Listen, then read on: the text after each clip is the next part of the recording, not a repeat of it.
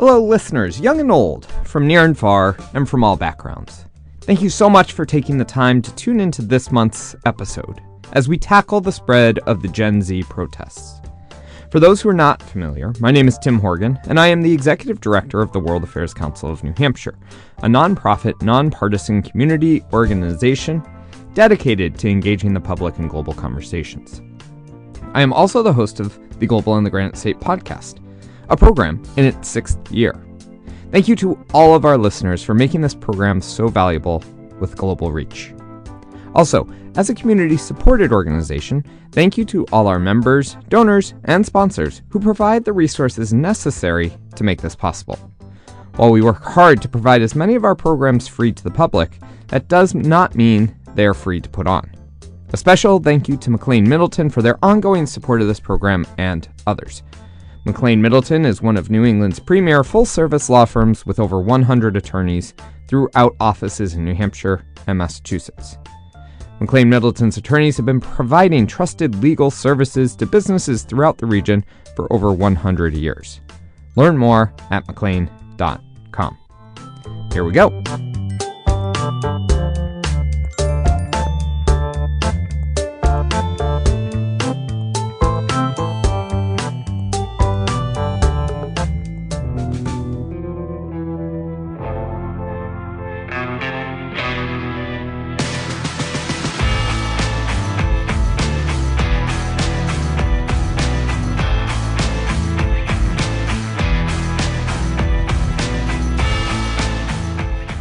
Over the centuries, people have participated in popular revolutions to overthrow governments that they feel no longer represent their interests.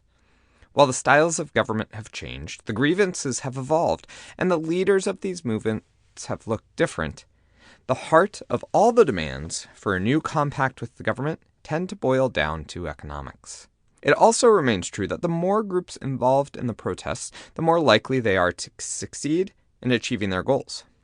Finally, simply because a community comes together, demands change, and achieves the ousting of an unpopular government, it does not immediately or necessarily lead to a better future. The most recent example of this is the Arab Spring protest, which convulsed the broader region of the Middle East and North Africa, where at least 4 governments were toppled and several civil wars were started.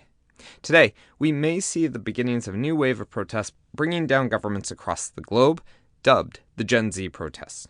Starting in 2022 in Nepal, these youth-led protests have gained steam in 2025, growing to pop up on 4 different continents in a wide range of countries.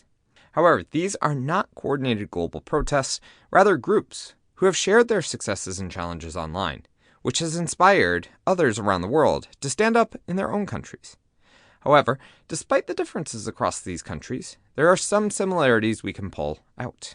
One of the common grievances regards injustice, and that has to do with abuse of power, that has to do with extreme imbalance in resource and power between the elites and the rest of the population. That is Dr. Janjira Sombatpoonsiri, a research fellow at the German Institute for Global and Area Studies, and a co-project lead at the Digital Authoritarianism Through Lawfare in Asia project. We spoke with her from Thailand, where she was doing on-the-ground research. This sense of injustice is quite interesting because back 30, 40 years ago, when we see movements mobilized on the streets, the main agenda is pro-democracy, right? But for this particular cycle of protests, I haven't come across any democracy-related agenda, which is quite interesting. But I think in general, it is about social injustice and access to basic infrastructure. So that's one thing, right? And I think this is domestic in the sense that each country has different causes and drivers of grievances with regards to elite structure in the country. So it's both specific, but also this is a shared experience across these different countries. Now, the other angle to this is that while there's this sense that the elites concentrate wealth to themselves, also economic opportunities in general are shrinking. Young people, Gen Zs, I think, grew up being told to get college degrees so they can get a good job and climb up a social ladder, right? And so the whole global economy over the past 20 years is really retreating in the sense that these are the countries that are basically they earn from manufacturing industry. And because of the decline in manufacturing industry, jobs are less. Humans are replaced with AI. A lot of factories in different countries either gone or moving back to their countries, right? So I think all of these two aspects of socio-economic dimensions combined, I think you have wealth concentration and then loss of economic opportunities on the other side. Having already toppled governments in Nepal and Madagascar, these youth-led movements are looking to create a new future for themselves and their countries. Another thing that links these protests together is the use of social media to collaborate, share, and coordinate across communities and around the world. However, this is not the first time that groups have come together via social media to work on building popular support. The starting point of so-called social media protest could be traced back to the Arab Spring, right? In 2010, that was about a couple of years after the widespread use, the emergence of Facebook, let's put it that way, right? And I think that that was the first large-scale mobilization that heavily relied on platforms like Facebook and also Twitter back then.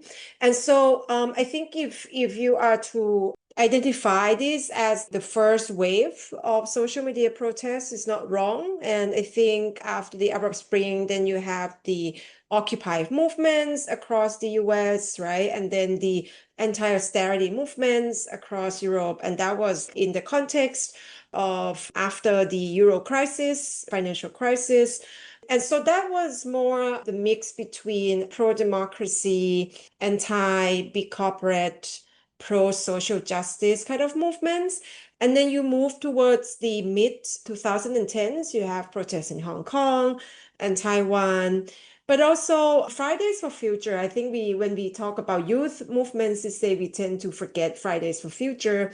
That was also like a global movement advocating for climate change or policies to address climate change.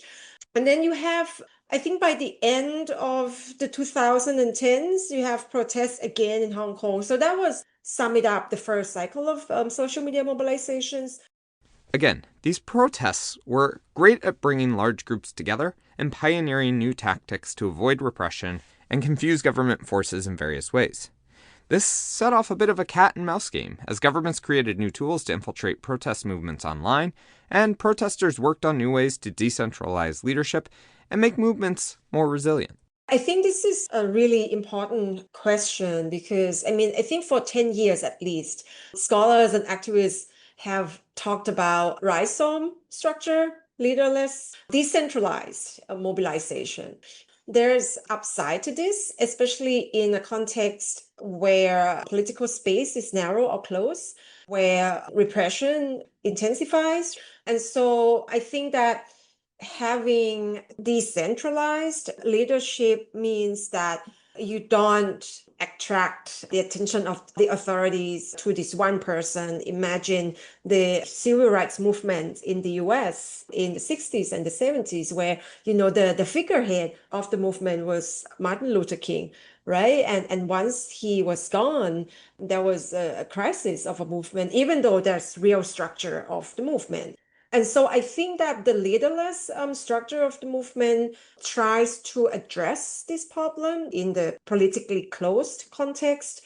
Now, the threat, if you like, is that without a clear chain of command, sometimes it's difficult to set ground rules. For example, if your movement is supposed to be an unarmed resistance movement, right? And then there's a clear rule that you just don't vandalize or you just don't let infiltrators in and you don't radicalize factions of your movement, so on and so forth. Without this kind of ground rules, then unarmed protest movement can easily morph into a violent mob. Again, I want to be sensitive about this because there are a lot of debates whether or not armed resistance can be successful and can be necessary in some contexts. I don't want to go into that debate, but I think that to the public, then again, if you see a violent mob on the street, the government can basically justify retaliation and use of force, right? So to the public, I think a lot of us want to live in a society with law and order. And so a violent mob on the streets can basically be off-putting for the public. Of course, there are trade offs for all decisions, but the leaderless approach seems to have stuck as a strong approach to creating change in communities. However, as these protests become more decentralized, the challenges of longevity and knowledge transfer become more difficult to maintain. A structured form of a movement allows for sustainability, meaning that activism requires resources, right? It requires training.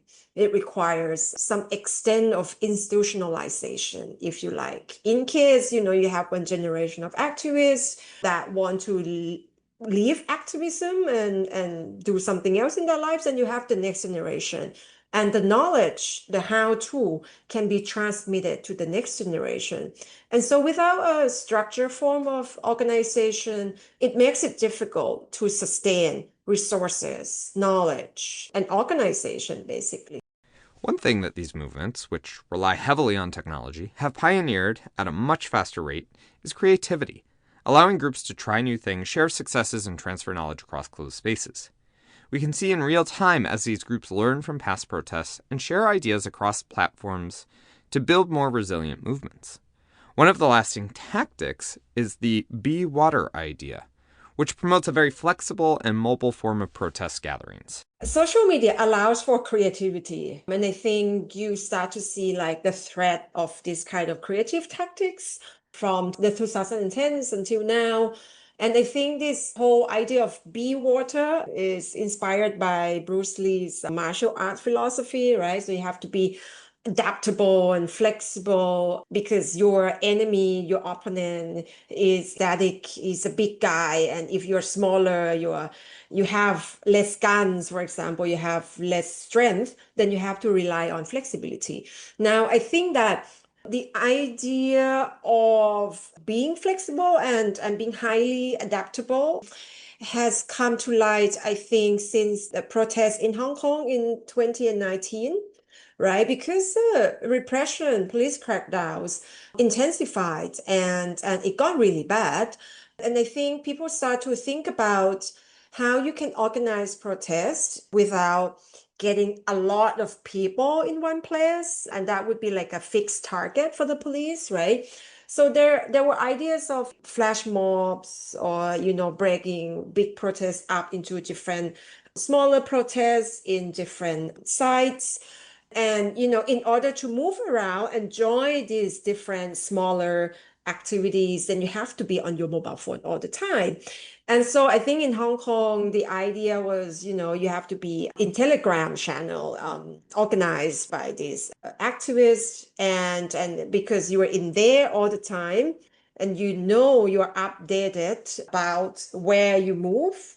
And usually the police, I mean, they can send spies there, but because of the vetting system, it can get really tough and the information changes real fast. So people kept moving from one place to another, and they just basically go with the flow because there are so many activities, right? You can just join activity A, and then after 20 seconds, move to activity B. I mean, again, fast mobilization and fast communication allowed this kind of flexibility.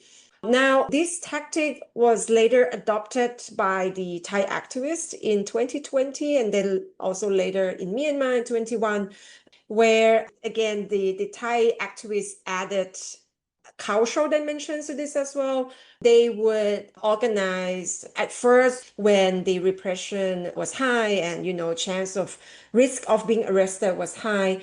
They would organize flash mob, but framing it around cultural gatherings, like, oh, this is a gathering of manga fans, this is a gathering of like Harry Potter fans, right?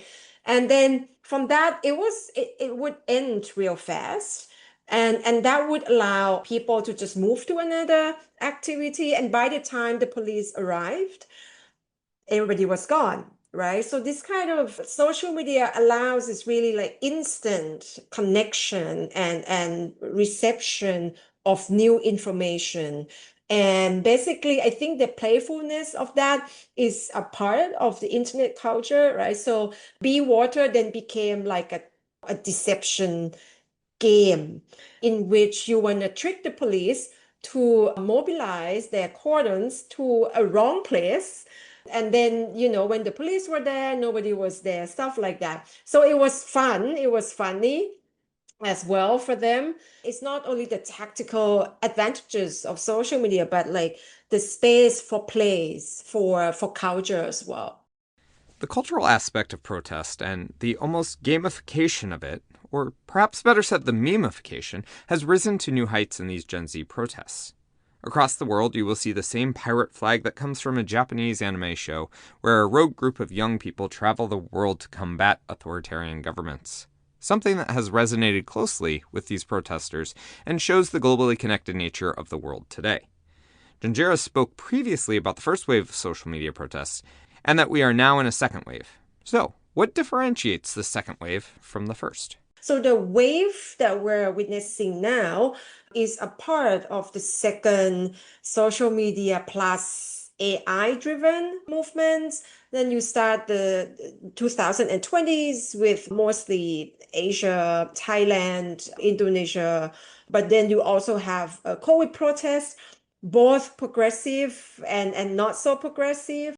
Then we move towards 2022 Sri Lanka, last year Bangladesh, and this year this is the explosion of youth protests, primarily using social media platforms, but also starting to engage with AI tools. From creating content to share online, designed to highlight the issues these groups are protesting, to utilizing AI systems to create repost chains on social platforms to amplify voices, while also using large language models to create easily understandable Q&A forums and break down legal jargon in bills, these tools allowed for a much more rapid mobilization. However, speed is not always your friend when trying to create a lasting movement for social change. As we see in our work, global issues do not get created overnight, nor will they be solved so quickly. I think most importantly is the speed of mobilization on social media is remarkable, right? So you just post something outrageous, something so obnoxious done by a son of the politician online, and then that could basically trigger nationwide anger, and then by days, numbers, millions of people could take to the streets, right? So that's that. But I think that there are in these various countries, the first wave of social media protests being, Arab Spring as a starting point, and now we're talking about countries like Nepal, the Philippines, Indonesia, Madagascar, and Peru, so on and so forth. The root causes are pretty deep and they are structural. We're talking about entrenched inequality, systematic corruption, generations of abuse of power by the elites, and the extreme imbalance of power between a handful of political and economic elites and the rest of the population. And then, not to mention, a culture of impunity that is rampant across this country. So the root causes are so deep, they are structural and at times cultural. And so, I mean, while street protest and mobilization on social media can provide this kind of short-term channel of expressing grievances, but then because of the fast mobilization, movements like this struggle to sustain themselves. And because the problems are structural, it requires long-term solution. It requires persistence, policy changes at times, like generations would pass, then something small could change, right? I think there's a mismatch between this kind of fast mobilization on social media, and people tend to forget that actually quickly as we discuss this, and I walked you through various online mobilization that we witnessed over the past 20 years. I think some of us kind of forgot about them already. And so I think it's for the public, the speed of this makes it difficult to follow. And I think that it's as policymakers understand that the public forget pretty fast. In cases where repression is not unleashed, they can just promise some superficial changes, cosmetic changes, right? Until the public forget the agenda. And so I think that there's a mismatch between fast mobilization and structural problems requiring long-term solution. In addition, as protesters have utilized these new technologies, so too have national governments looked to infiltrate these online communities and to use other technologies to suppress and break up protest movements. From using facial recognition cameras to geolocation of digital devices and utilizing AI to amplify their own online narratives, governments have become very adept at countering protesters' efforts. One of the downsides of using social media for activism, right, that I want to flag, because if activists can utilize social media platforms for activism, then governments can also use the same tool to crack down on dissidents.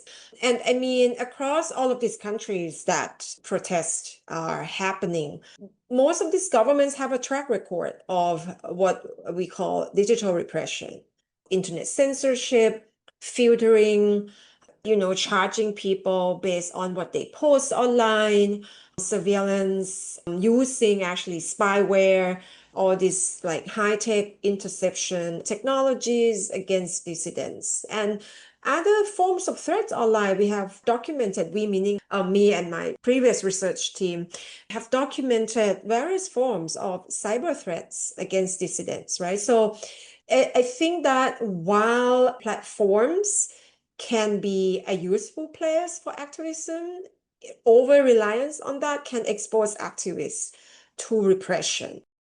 This is exactly what Janjira is currently researching in Thailand, looking at the tools of digital repression in the lead up to and after the 2022 protests in that country.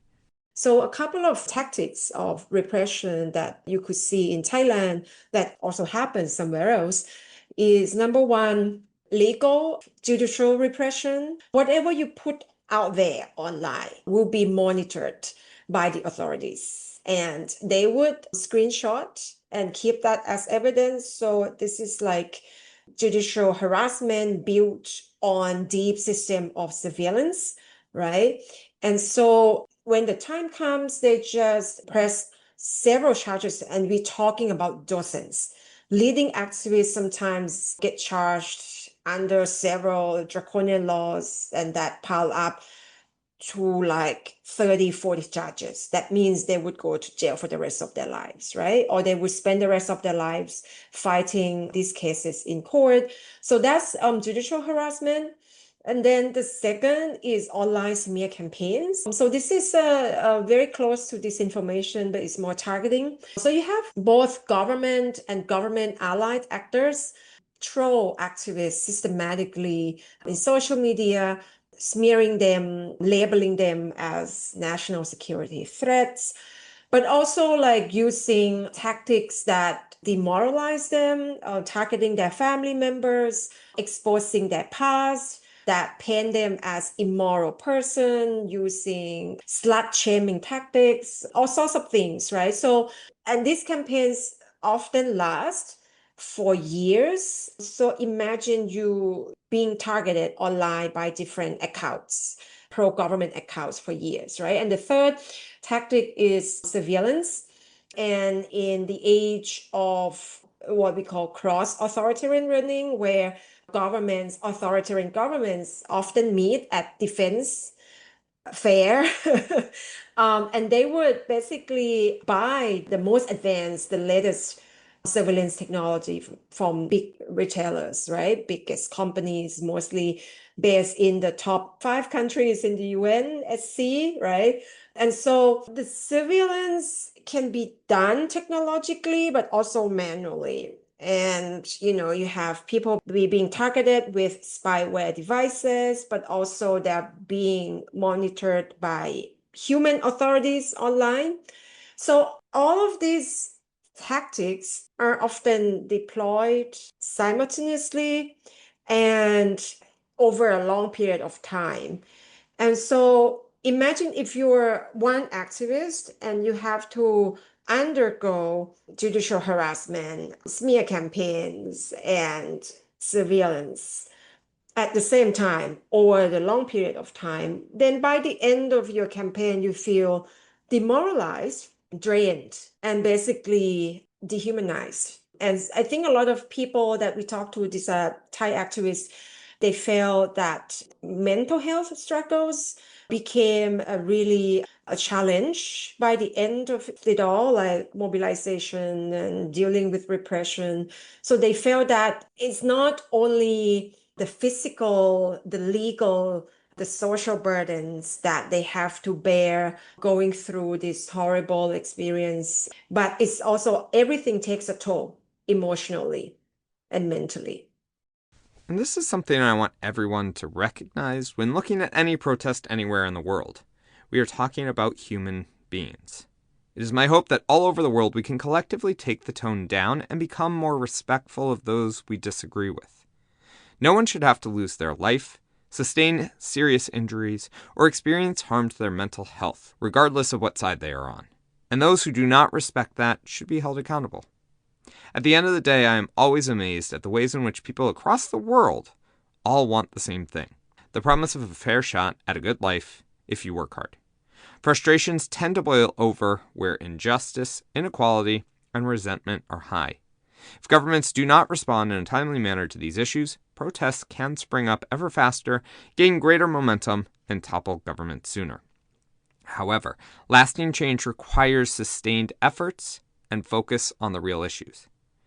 Bringing the whole of society together to demand change and ensure it lasts remains one of the best ways to collectively create a better future for all.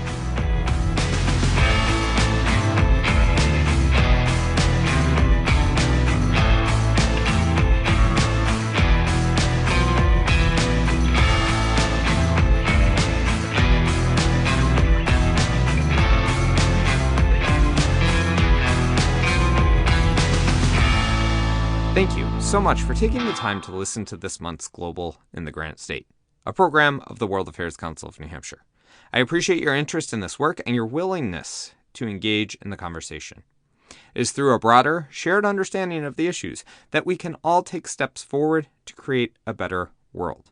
If you would be so kind, visit wacnh.org/donate to show your support for this work.